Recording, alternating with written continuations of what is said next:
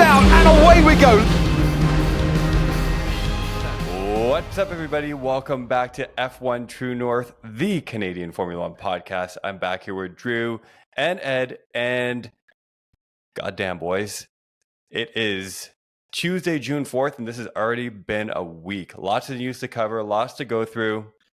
Let's talk about the announcement that came out just hours ago.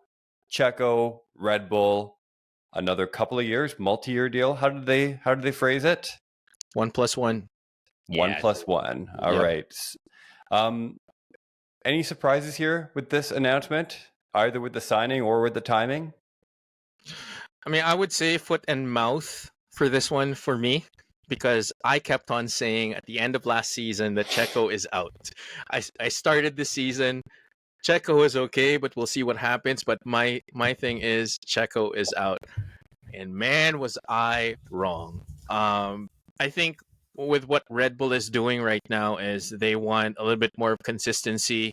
They don't want to rock the boat that is Max Verstappen because of their issues with engineering, their issues with how the car is performing. So I think it's a good move. In essence, I think that with Checo in play, he would love to be in a car that competes 2025, 2026 when the new regulations come in. You know how Red Bull is preparing for that as well. So good for Red Bull, good for Checo. I mean, good for everyone. But yeah, I'm going to eat my words on that one. How about you, Drew? I think that Red Bull has successfully got his cake and is able to eat it too. I think signing him on a 1+1 was an absolutely brilliant business idea because they get Checo till the end of the regs. I would argue that there's nobody on the grid or someone that they can guarantee that would fill that seat for next year that would satisfy them in terms of a good second place. You got somebody like Liam Lawson, you got Yuki Tsunoda, you got Danny Ricciardo. These were all talks to have this second seat. I don't think any of them are a guaranteed thing, and I think Checo is the closest to the guaranteed thing.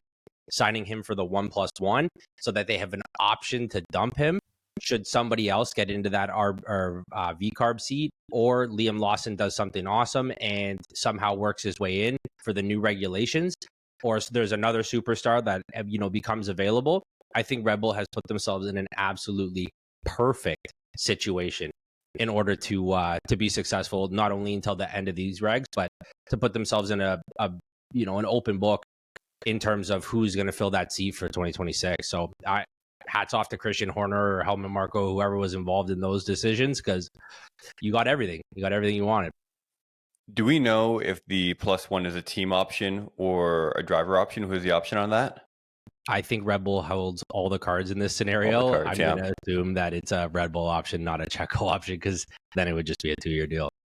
Yeah, Ed, you bring up a good point. And Drew, that's a good point. That's a dumbass question on my part. Ed, so you were talking about not rocking the boat at Red Bull. And I think that's a very interesting point to bring up, that I feel like everyone's maybe walking a little bit on eggshells with Max right now. Obviously, he's like the golden boy. He's the most winningest driver over the last few years, and his displeasure with the team seems to be at a recent all-time high. We've heard lots of complaints about the cars over the radio. There's reports coming out where he hasn't been happy with the simulator back at the factory for a couple of years. And I feel like in Formula One, it's one of those things where it rains, it pours. You just get all these stories coming out about everything. When things start going a little bit tough, people start leaking things, making comments off on the side. So I think Checo, to both of your points, is that it's a safe choice. Max knows him. Max understands there's a very clear hierarchy in the team with that. And he is a solid number 2. The other interesting thing I was reading today after this came out was how apparently cash-strapped Red Bull is from a budgetary standpoint. And they really, really rely on the money that Checo brings with him. And we talk about what is the Mexican telco? What's the company? Telcel, something like that. Yeah, Telcel. I always accompanied Checo with that sponsor, but they were listing off 4 or 5 sponsors that he brings with him. So I don't think his financial impact on the team is insignificant at all. But, it's a solid choice. I agree with everything you guys said. He's having an okay season. I think he got some shit luck, shit end of a Magnussen stick last race, and which took him out. Although realistically, he wasn't going to do anything from back in the field anyways. But solid signing, safe, not rocking the boat. Well, if he's keeping the bringing lights on. a bunch of sponsors, he just burnt, according to Helmut Marko, about $2.5-3 million on that last crash. So he better be bringing some sponsors if you want to be getting into shunts like that, buddy. Maybe that was that's how we got coursed into the +1. Maybe he was aiming for the 2, and they're like, "Well, you just totaled a car, so you got to pay up now. This is it. Work with us here." So that was the one big piece of news that came out today, hours ago. Yesterday, we had a different story on the other end of the contract spectrum, and that is that Ocon is going to be without one at the end of this season. He was coming into the end of his 5-year. Was it 5 years that he was with Alpine now? I think it's 5 years. I think it was 3. So 3? 5 years in total, maybe separate contracts, but I believe it was 5 years in total. Coming to the end of his contract, doesn't look like he's getting re-signed. Again, he had the big incident with Gasly in Monaco, but apparently he was aware of this prior to the race. Reactions, thoughts, Drew? I think that's quite evident that he knew he was going to get canned before that race because he had nothing to lose. I kind of get this, like, when you're in high school and you're with your girlfriend and you guys are going to break up and you just kind of want to be like, well, I don't want to be the guy breaking up with you, and I don't want you telling people that you broke up with me. So let's just say it was a mutual agreement. Kind of getting one of those vibes because I think realistically, Alpine canned the dude. I think he's good. He'll never be a great. I think he got a little bit of a short end of a stick in terms of his career. I think if he got into a top running team, I think he absolutely could have been, a really good, maybe even potentially better than a Valtteri Bottas. You know what I mean? Like a really good number 2 who won a lot of races just because of circumstances. And I think that kind of been his career. But, luck is what it is. But he was never really kind to any of his teammates. Him and Fernando Alonso never got into it, and him and Pierre Gasly, they've never been a team pairing that worked together at all. And I think Alpine knew that going into it, but realistically, like when you have things like this happen with a works team that needs to be scoring points, that deserves and should be scoring points, and is arguably at least at the beginning of the year, was the slowest car on the grid. There's obviously frustrations that are involved, and Alpine, especially their top brass, like they're notorious for just firing people immediately. Do I think Esteban deserved to get canned? I don't think so. But he's also not making any friends along the way in terms of being in a really good position to get picked up by another team, right? Because we can go through the laundry list of places that he could land. I think there was some points where I even wanted him to be at the second Mercedes seat. Then you get, then is there an option for him to be at Red Bull when we didn't know about Checo? Also, can we just do a quick segue here and talk about how unreal Red Bull's PR department is? Once Ocon got canned, immediately they put up this post that's like, dum, dum, dum. Oh, stay tuned. We got big news. And it's like everyone in the F1 world thought it's like, oh, is Esty Bestie going over to Red Bull? Anyways, back on track. I just think that, Esteban never really played nice with anyone that he needed to. And I think it's going to shortchange him in terms of the length of his career. I think there's a lot of doors that are open right now to drivers, especially of his caliber. And I don't know if they're going to be open to him. Like he's going to have to really jump back to I know he was talking to James Vowles. James Vowles is talking to everybody right now. That guy's a pit lane slutty slut. So he's he's just, I don't know. He's not in a great spot right now. If I know that one of these vets has to be off the grid next year, I would argue Esteban could be the guy. It would be him or Hulk. And I think Esteban's a better driver than Hulk, but I think Hulk has a better PR record in terms of being a team player, especially this year in a big, big way. What do you got on that one, Ed? Well, isn't Hulk? Doesn't he have signing already for the Audi? But when are they starting? He signed for next year though. I lied. He's in. I meant K-Mag. The entire time I Oh, said okay. Hulk, I meant Oh, K-Mag. my bad. It's like I kind of got Yeah, confused there for a second. It's Yeah, like, yeah. oh, no. I'm with you there. No, and totally agree on that end because, like, I mean, right now, I mean, not necessarily like evil or not necessarily bad, but these are the guys that are like are always elbows out when they're racing. Like K-Mag's the same way, Ocon's the same way, but the worst thing about Ocon is that he is actually elbows out with his teammates. So that's, I mean, we've had multiple instances in the past wherein teammates are always competing with each other, but they're competing with each other. The team right now is at the very bottom of the totem pole. Like, you need to kind of like work together in order to get maximum points as a driver, as constructors. And that's probably going to be the crux in Ocon's career when it comes to moving forward post 2024. Because if you have a difficult driver, just like Prost back in the day, if they keep on blaming the car, they keep on blaming the teammates, they keep on blaming engineering, what's going to happen? They're going to get exiled, excommunicated from the actual sport.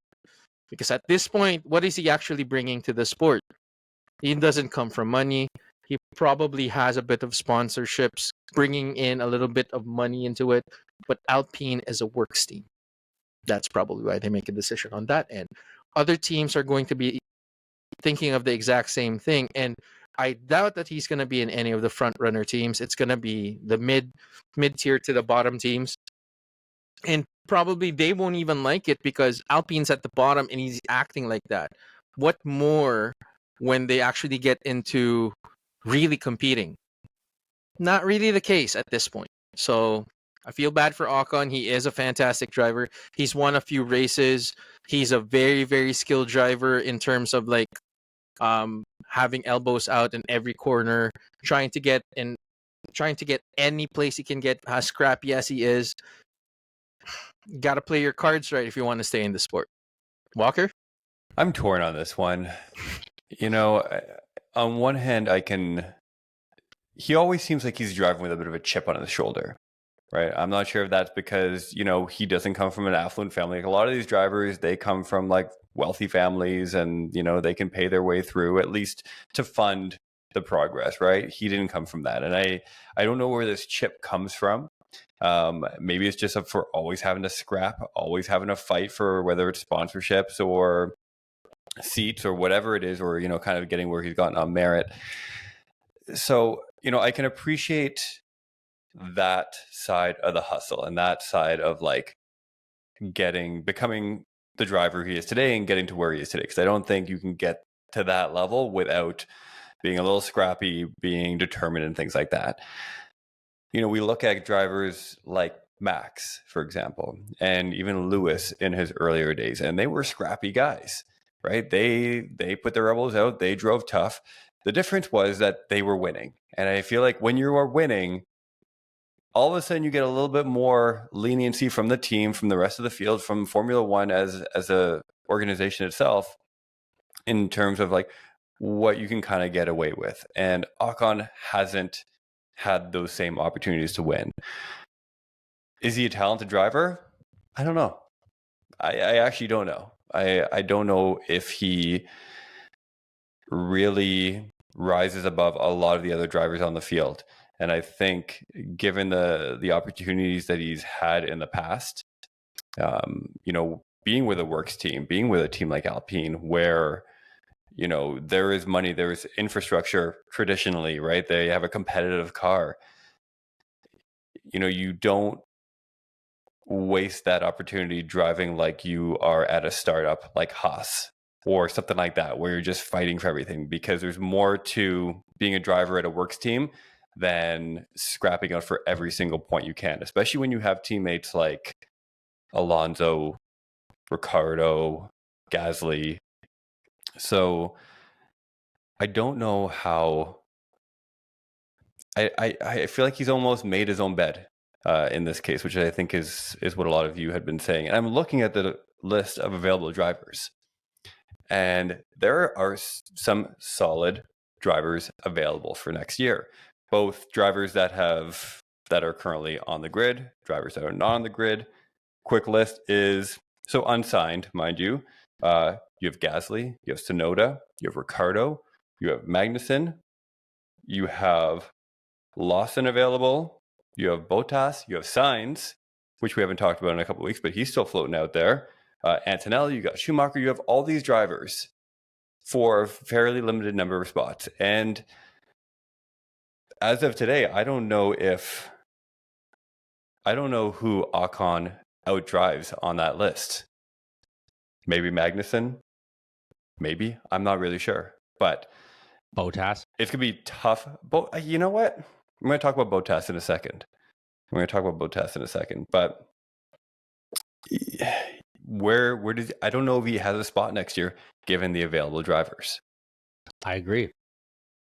That's the thing, and that's why I mentioned that. Like, if I looked at who the drivers was, like, if there's a vet that's got to come off the grid, I agree with you wholeheartedly, man. I don't know if he's the guy. And let's talk about Bottas for a second. Because I feel like he's been a little bit forgotten in this driver's market. He's very quietly running gravel races, doing his thing, being a social media darling. He's got the hair, he's got the look, he's got everything.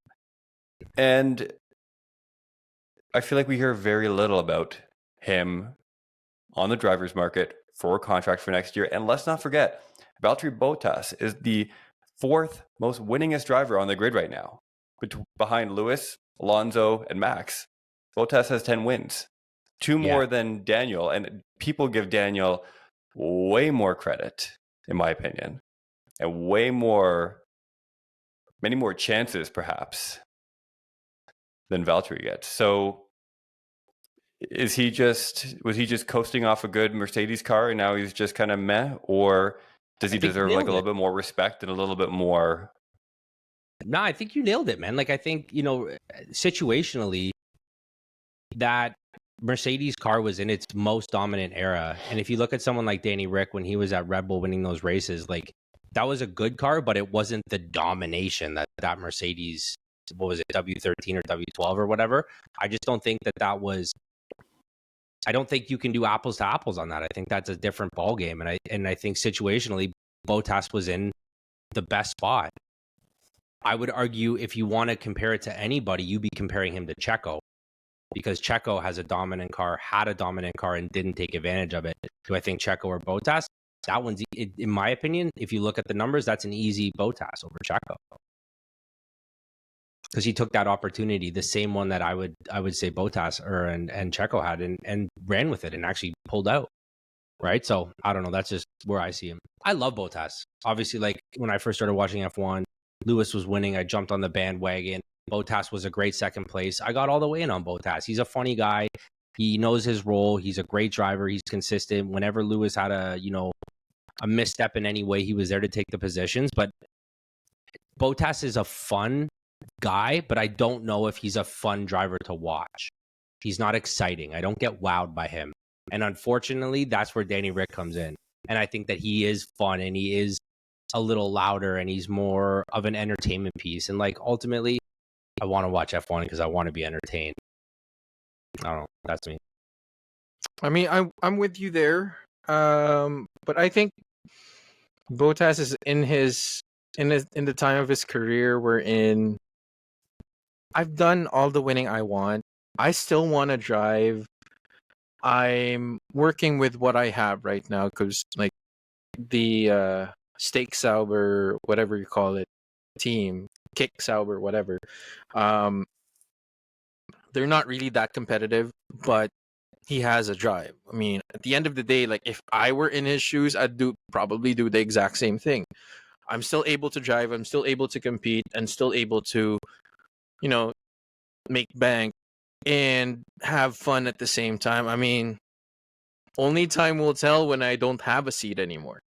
But to Drew's point, yes, this is supposed to be entertaining. This is supposed to be, a competition. And if you're just there to kind of like, coast along.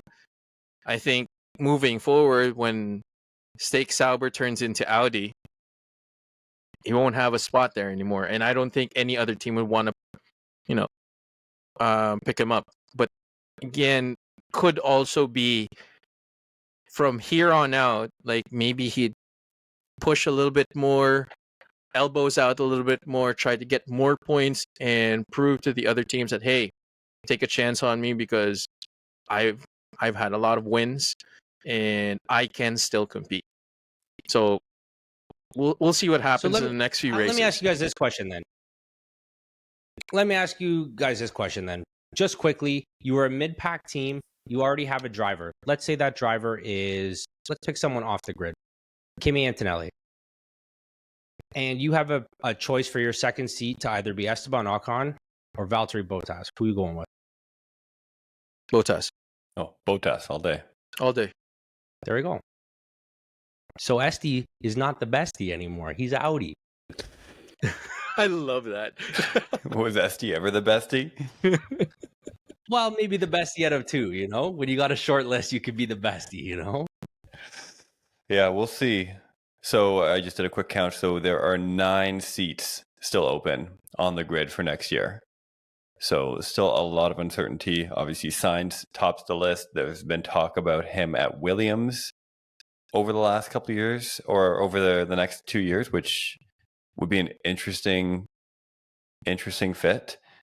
But then we're going down that list. And again, lots of drivers still need a seat for next year.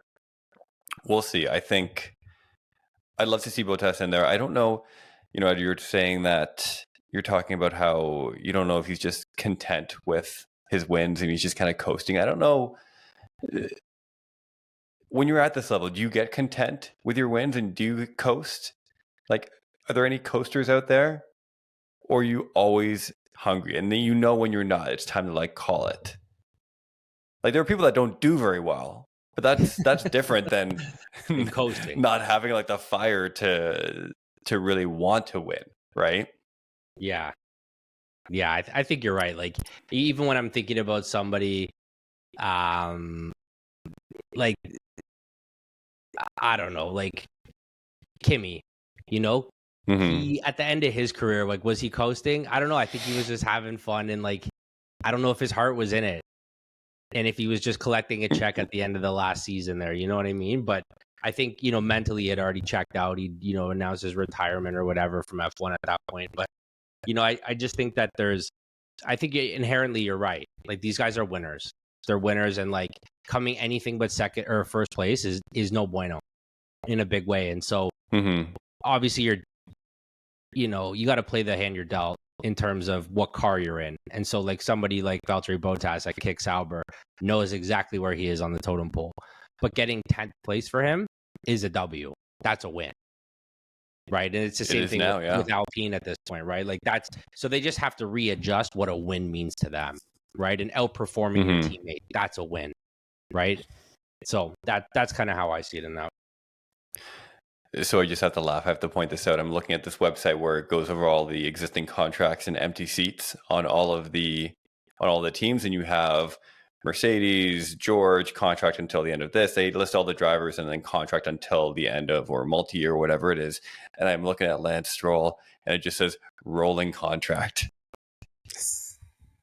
Yeah. Which, as long as those checks are getting signed, as long as Papa says it's okay to hop in the seat, hop in the driver's seat. That was pretty funny. It's funny because I was looking at some of the driver openings, much probably like something that you're looking at, and wherever there was an opening is like a silhouette of a black thing, and then it right beside Alonso is a black silhouette. Like they don't know who's going in there. And I don't know if they're trying to appease us as an audience, being like, well, we don't know who we're going to sign. Like Lance Stroll is never the answer. Lance Stroll is never the answer. I would say Esteban everyone Ocon but Logan Sargent. This is what I'm saying. That was my question. That was where I was going with all this. Is like, at what point do the board of directors make a decision at Aston Martin that like, yes, Papa Stroll, I know this is your company or whatever, but like, it's bad for business, dude. This is a bad bad financial decision. You have two drivers that need to be scoring points on the reg, and he is not. For the record, I will put this out there. I don't know if I would choose Esteban over Lance. Wow. It's not automatic for me. It's not automatic. Okay. What's that based on? Is it because Esteban's a little bit greasy, or because like you actually think Stroll's a good driver? I think Esteban hasn't shown me for the last couple of years that he can outdrive Lance. Now, Lance can outcrash Esteban 100%. But can Esteban outrace Lance? TBD. I'm not sure. Yeah, we'll find out. Yeah. I don't know. Well, let me put into context. But chances are he'll probably have a seat next year and Esteban won't. Yep. But let me put into context. If all the seats are taken, all the drivers are taken, they've gone somewhere, wherever. And at the end of the day, you have Lance Stroll and Esteban Ocon. They're the only two drivers you have to choose. And they get a seat. Who would you choose? Esteban all day. I think we just answered that. I don't know. Who's the teammate? Because you're right. That's a great more into context. Because the teammate matters. Fernando ain't having no Esteban on his team again. He will not. That's not happening. Okay. No. Yeah. All right. That's fair. That's fair. Anyways, so lots of news early in the week. Some moves, some no moves, some people out of the job, some people with a job, all sorts of stuff happening. And this is the week leading up to Montreal, our home Grand Prix. Hey, very exciting. We are looking forward to this one. What are we looking forward to on this one? There's going to be some upgrades coming in. Apparently, Mercedes is bringing in some new stuff. Weather's not looking so hot, so it might be some rain sessions as well. Lots up in the mix. What are we looking forward to this weekend, Drew?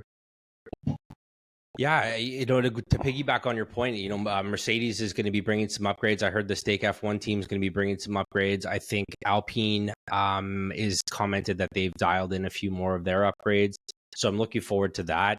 Again, you mentioned the weather. That's going to play a very big factor. As far as 6 p.m. on Tuesday, June 4th, I was looking at the weather, and it's looking like rain in Montreal Friday, Saturday, and Sunday. So I'm not sure as to when that rain's going to happen. Are we going to have it in free practice? I think they got a lot of data this year in terms of how things are going to operate, assuming it was a dry race. But I think that there's so many variables. Like, in one race, if you have wet, dry, wet, the pit stops for the inters, and then pit stops for, I guess they don't really race on wet, but and then to go back to slicks and then back to inners. Like, if that ends up being part of the repertoire, there's so many variables that happen. Lando's a huge rain weather guy, and he loves driving in the rain. Well, I don't know if he loves it, but he's real good at it. We'll go that way with it. And Lewis, same thing. Max is pretty dialed in the rain too, but I'm not sure how that RB is going to be over the curbs in the Gilles Villeneuve circuit, because it's a little bit curby, and all things remain equal, and I think if it was a dry weekend, I would have my money on Ferrari this weekend. I think that they're going to be looking real slick. Similar to Monaco, they have the hairpins and stuff like that, and they have the really long straights, but then they also have the chicanes with the slow speed corners. And I think that that's really going to dial in everything that Ferrari's been doing. And assuming that Carlos and Charles do a great job with qualifying, I think they could definitely bring the fight to Red Bull this weekend. I would love to see what McLaren does. I know that they really love to show off in the high-speed corners. This is not the track for them. But, regardless, they were looking real slick in Monaco. And that's not a high-speed corner track anyway. So, yeah, I'm very much looking forward to see what everyone's got going on this weekend. And obviously, it's our home race at Formula One True North. But, I'm pumped. Man, all around. I like it. For me, it would be, I'm looking forward to McLaren kind of like showing up, which is kind of contrary to what Drew just said. I agree that turn 10, turn 1 and 2, and then turn 6 is going to be a problem for McLaren.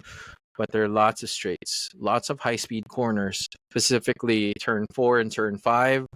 And then Casino straight to the Wall of Champions. Hopefully no one hits it, but I doubt it because I think Stroll is going to hit that corner or hit that wall. We all know he loves the wall. But what I'm really looking forward to is how does Red Bull respond to 2 consecutive races that, I mean, not consecutive, rather, Miami and Monaco, that they're kind of like lacking in the speed department, kind of lacking in cornering department. What's happening? So this is a traditional track. This is not a street track. They have high curbs. However, they have a good opportunity to bring it in on the different straights, the high-speed corners, and even the hairpin. So we'll see what happens. They'll probably go back to their low ride height setup, which they're really good at, and this will be a good indicator now to see how Red Bull is going to fare out for the rest of the season. Because if they can't make it on this track, they have problems. Yeah, I think you guys did a great kind of summary. I'm interested to see how Checo responds in this race. He's had a couple of rough races. He's got a contract now. He's locked in for a couple of years. We're going to see if, this kind of settles him, where he's able to maybe focus a little bit more or proceed with a little bit more confidence, knowing that he's not, walking on glass or driving on glass as it is for this case where, he's so afraid to make a mistake. So I'm excited to see what he brings to it. Again, we touched on it, Ed. We've had 3 different winners over the last 3 races. And when's the last time that happened? It's been a while. Yeah. Right? It's been a while. And it's exciting though, right? It brings a lot more intrigue to the race. We're going, I'm not convinced that Max is going to run away with it. Last few weeks we've been doing an over-under on the amount of seconds he's going to be ahead, and he just has not been ahead on any of them at the end of the race. So lots to look forward to. If we are going to throw up some predictions, I know, Drew, you just talked about Ferrari having a strong weekend. What are we feeling? What are we feeling is going to come this weekend if we had to predict the podium? I'm not going to throw out an over-under on Max because I don't think he deserves it at this point. Not anymore. We can still place him. Yeah. I'm going to go with a very similar to Monaco. I'm going to do a Charles. I'm going to do a Max. And then I think we're going to have Carlos. Let's do a Ferrari sandwich. Okay. I would say Leclerc, Piastri, Norris. I'm going to go Lewis, Max, and Lando. With your upgrades. Look at that. You know what? I don't know why. I get to be there. I'm very excited to go. I just want to see Lewis win one last time in a Mercedes car. So I'm just putting that out there in the universe. There's absolutely zero reason or logic to my selections, but whatever. We're gonna roll with it anyways. You'll never know. You're there. You might be the lucky charmer. Someone will pop a tire. It's happened before. Exactly. It's happened before. Remember how what was that? Jenson Button won a Canadian Grand Prix. I don't exactly know what year it was, but Sebastian Vettel destroyed it on turn 1 on the final lap because it was raining and the race had stopped, and then he turned around, he spun around on turn 1, and then Jensen swooped in right in, and then the last lap he won the race. So it could happen. We'll see. I'm excited. I love sports. Anything can happen, baby. Anything can happen. So boys, that's it. We got Montreal coming up. We got some big news this week. We'll wrap it up there for today. Looking forward to doing a full race recap next week. Talk about Montreal. Going to bring back some footage. who knows what we're going to find there, but it's going to be an epic weekend. You guys can live vicariously through me all weekend. I'm happy to live stream everything. But for now, everybody, that has been Formula One True North. Thank you so much for listening. We are on Spotify, Apple Podcasts, anywhere podcasts get heard. Don't forget to rate, subscribe, leave a review, join the Discord, and we'll talk to you next week. Ciao for now. Ciao, ciao.